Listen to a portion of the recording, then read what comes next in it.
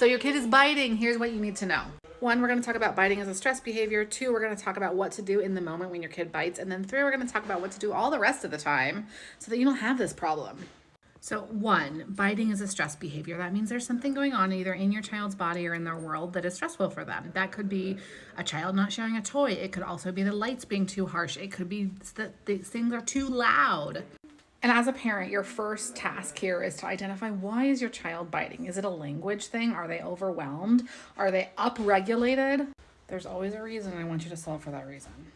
Number 2, what to do in the moment when your kid, okay, if they've got you, I want you to push your hand gently into their mouth, which will help them release their jaw. I want you to do everything you can possibly do to not go, ow! A big reaction like that is highly concentrated attention and oftentimes accidentally reinforces the behavior. Highly concentrated negative attention is better than no attention at all. And so we'll talk more about what to do the next time in the next part. But when it happens, try to have a muted reaction. Push your hand in.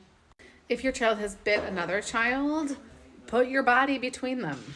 This is a clear signal that the children need some adult help in order to get along appropriately. Okay, number 3, what do you do all the rest of the time so you have less of these kinds of episodes? You guys, you have to stop saying no biting, okay? I want you to say it in the positive. So tell the child what they're gonna do instead. It could be, here's a chewy. It could be, up, this game is over, let's go outside.